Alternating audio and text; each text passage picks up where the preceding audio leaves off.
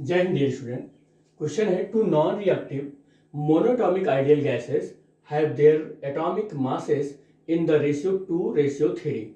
The ratio of their partial pressure when enclosed in the vessels kept at a constant temperature is 4:3. The ratio of their density is, देखो बेटा ये कह रहा है कि जो नॉन रिएक्टिव गैस होते हैं ना, ग्रुप 18 के होते हैं, जिनको हम हीलियम, क्रिप्टॉन, जीनॉन ये सब बात करते हैं।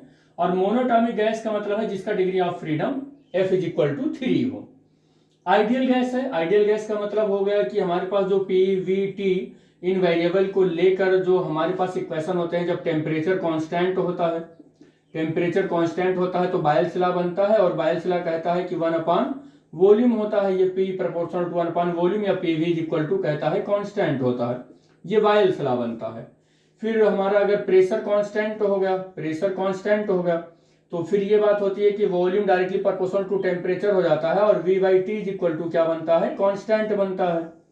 तो इसको हम बोलते हैं कि ये चार्ल्स लॉ हो गया है, प्रेशर कांस्टेंट है। फिर हमारा एक और हो जाता है जहां पर वॉल्यूम हम कांस्टेंट करते हैं, और जैसे ही वॉल्यूम कांस्टेंट करते हैं तो pressure directly proportional to the temperature, या P/T = क्या होता है, कांस्टेंट हो जाता है, जिसे हम गैलुसेक लॉ बोलते हैं। अब बात करते हैं, देखिए कह रहा है कि दो गैसेस हैं और उन गैसेस का एटॉमिक मास मतलब M1/M2, दो गैस का एटॉमिक मास का रेशियो गिवन है, ये आपको रेशियो गिवन है।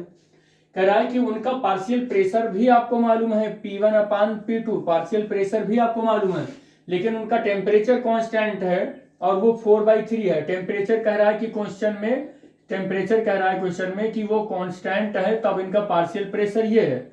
अब एक बात बताओ बेटे कि हमने तीन यहाँ पर बायल्स लॉ दिया था आपको, ये क्या है, ये बायल्स लॉ है, और ये आपका चार्ल्स लॉ है, और ये आपका गैलुसेक लॉ है। अब बताइए कौन सा लॉ लगेगा, टेम्परेचर कांस्टेंट है तो ऑब्वियसली यहाँ पर क्या लगने वाला है, बायल्स लॉ लगेगा। और बायल्स लॉ क्या होगा, V1 = P2 और V2 हो जाएगा। वॉल्यूम कितना होता है बेटे, वॉल्यूम आपका होता है मोलर मास अपॉन डेंसिटी, यही होता है, और M1 और क्या हो जाएगा, ρ1 हो जाएगा, और ये P2 और इनटू कितना हो जाएगा, ये M2/ρ2। और आप देखो कह रहा है कि the ratio of their density, उन दोनों non reactive monatomic ideal gas की डेंसिटी आपको बतानी है। तो जो क्वेश्चन है पहले उसको सेपरेट कर लेते हैं। तो डेंसिटी यहाँ पर कितना हो जाएगा, ρ1/ρ2, और इसको सेपरेट करेंगे तो ρ1/ρ2, P1 और M1 एज इट इज रहने वाले हैं, और P2 और M2 इसके नीचे चले जाएंगे।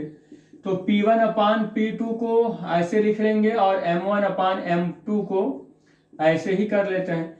P1/P2 का यहाँ पर वैल्यू है 4/3, और M1/M2 की वैल्यू है 2/3। और अब आप इनको जब मल्टीप्लाई करेंगे तो 8/9 आ जाएगा। इसका मतलब ρ1 डेंसिटी जो है, दोनों नॉन रिएक्टिव आइडियल गैस जो है उनकी जो डेंसिटी का रेशियो होगा 8:9 आ जाएगा। ये यहाँ पर 8:9, ऑप्शन नंबर डी जो है वो करेक्ट हो जाएगा।